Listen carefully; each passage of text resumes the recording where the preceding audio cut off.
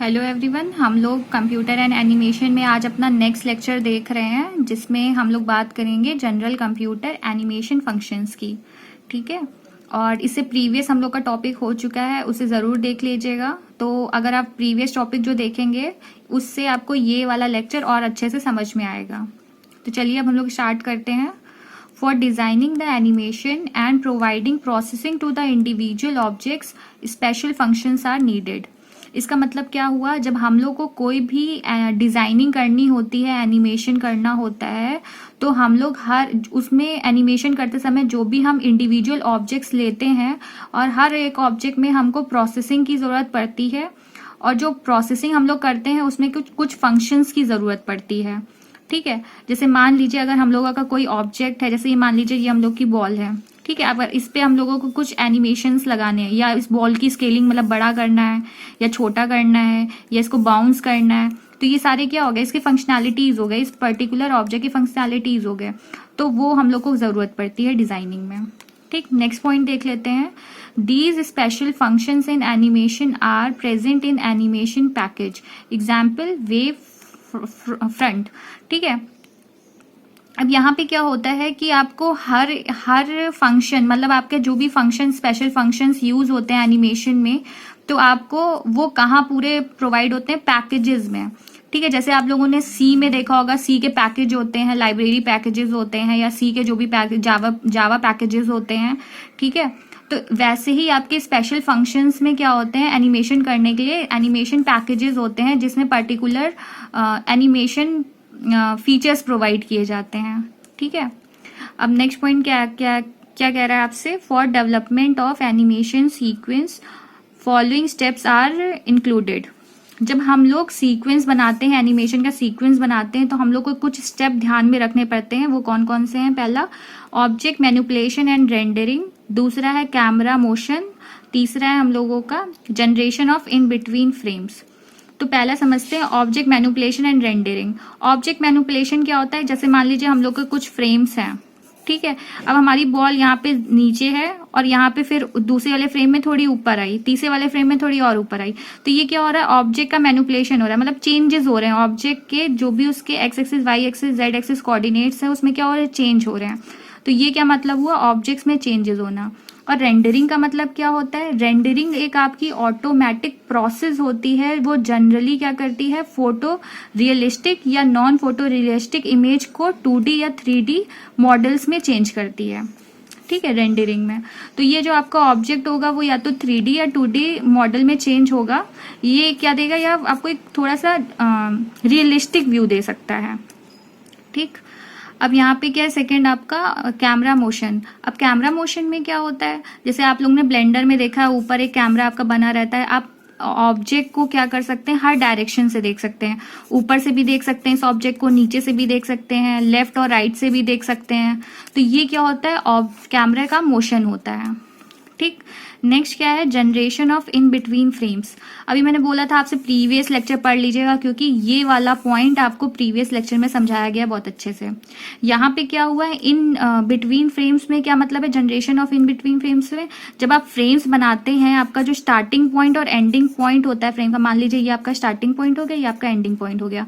अब ये ट्रांजैक्शन जो हो रहा है आपका, ये जैसे मान लीजिए बॉल आपकी यहाँ थी, अब ये ट्रांजैक्शन होके यहाँ आ गई, टॉप पे आ गई।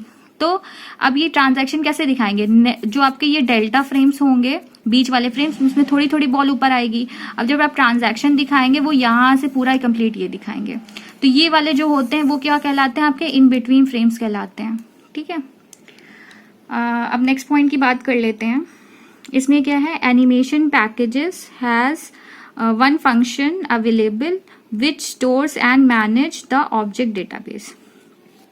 अब देखिए यहाँ पे जो हम लोग एनिमेशन पैकेजेस की बात कर रहे हैं, तो वो क्या करता है, फंक्शंस जो उसमें अवेलेबल होते हैं उस फंक्शन को वो क्या करता है, मैनेज कराता है और स्टोर कराता है। मतलब आपका जो पैकेज होता है उसमें क्या होता है, फंक्शन आपका स्टोर होता है और वो मैनेज कहाँ होता है, डेटाबेस में, ऑब्जेक्ट डेटाबेस में।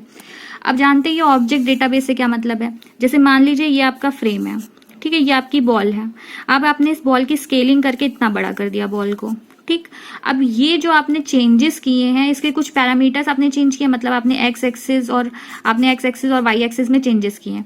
अब ये चेंजेस आप कहीं ना कहीं तो जाके नोट करेंगे, तो ये सारे चेंजेस कहाँ नोट होते हैं? आपके ऑब्जेक्ट डेटाबेस, इस पर्टिकुलर ऑब्जेक्ट के डेटाबेस में जाके चेंज होता है। तो ऑब्जेक्ट डेटाबेस से क्या मतलब है? Object database include object shape, मतलब इसका शेप क्या है, इट एसोसिएटेड पैरामीटर्स, मतलब आपने क्या एक्स एक्सिस वाई एक्सिस में चेंजेस किए हैं, उसको अपडेट किया, उसे स्टोर कराता है कहाँ? उसके डेटाबेस में।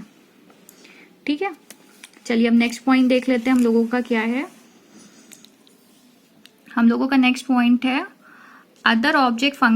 Other object animation function include. अब इसके अलावा कौन कौन से ऑब्जेक्ट एनिमेशन फंक्शंस होते हैं? तो पहला है ऑब्जेक्ट मोशन जनरेशन, मतलब अब हम जो भी ऑब्जेक्ट में मोशन जनरेट कर रहे हैं वो या तो आपका 2D हो सकता है या तो 3D फॉर्म हो सकता है। अब जैसे आपने अगर ब्लेंडर पे काम किया है तो आपने उसमें देखा है 3D, मतलब आप एक्स एक्सिस वाई एक्सिस और जेड एक्सिस तीनों एक्सिस की बात करते हैं तो वो आपका 3D दिखाता है। अगर आप सिर्फ 2 एक्सिस की बात करते हैं, वाई एक्सिस और एक्स एक्सिस की, तो आपका वो 2D दिखाएगा, 2 डायमेंशनल दिखाएगा। ठीक है, अब ऑब्जेक्ट मोशन जनरेशन मतलब जैसे आपने बॉल यहाँ से यहाँ भेजी, फेंकी, तो ये आपका क्या हुआ? मोशन दिखा रहा है। ठीक, ऑब्जेक्ट रेंडरिंग मतलब यहाँ पे क्या हो गया? ऑब्जेक्ट रेंडरिंग से यही मतलब है कि जो आप 3D मॉडल में रिप्रेजेंट करते हैं या तो 2D मॉडल में जो रिप्रेजेंट करते हैं मोशन को। ठीक है, अगर आप 2D मॉडल में रिप्रेजेंट कर रहे हैं अपना रेंडरिंग तो आपका सिर्फ एक्स एक्सिस और वाई एक्सिस पे दिखाएगा, और 3D में कर रहे होंगे तो आपको तीनों एक्सिस पे दिखाई देगा। ठीक, नेक्स्ट पॉइंट देख लेते हैं क्या है हमारा, आइडेंटिफाई द विजिबल सरफेस। अब आपने देखा होगा जब आप बाय डिफॉल्ट जो आपकी विंडो खुलती है तो उसमें आपको ऐसे करके आपको वो दिखाई देता है, आपको सरफेस, विजिबल सरफेस दिखाई देता है। अब जब आप कोई चीज, कोई ऑब्जेक्ट सेलेक्ट करते हैं, अगर आप नहीं सेलेक्ट करते तो बाय डिफॉल्ट आपका बॉक्स प्रेजेंट रहता है ब्लेंडर में। जो बॉक्स होता है वो सरफेस के ऊपर होता है। ठीक, आप इस सरफेस के नीचे भी कर सकते हैं, इसको ऊपर भी कर सकते हैं, कहीं भी शिफ्ट कर सकते हैं। ठीक है, तो ये क्या दिखाता है? विजिबल सरफेस दिखाता है कि कहाँ पे आपका वो ऑब्जेक्ट, पर्टिकुलर ऑब्जेक्ट प्रेजेंट है।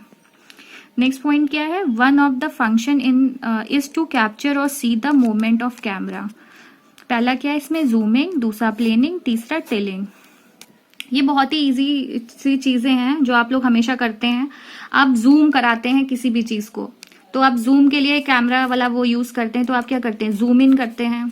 ठीक है, प्लेनिंग मतलब आप उसको एक्सेसिव, मतलब आप कोई भी नॉर्मली किसी भी कंप्यूटर में अगर पिक्चर को भी आप जूम इन करना चाहते हैं, जूम इन कर सकते हैं।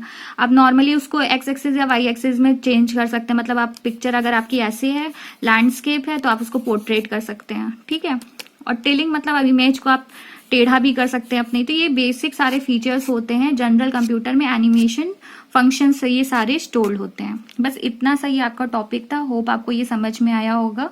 अगर आपको ये वीडियो अच्छी लगी हो तो please like and subscribe our channel, and thank you for watching.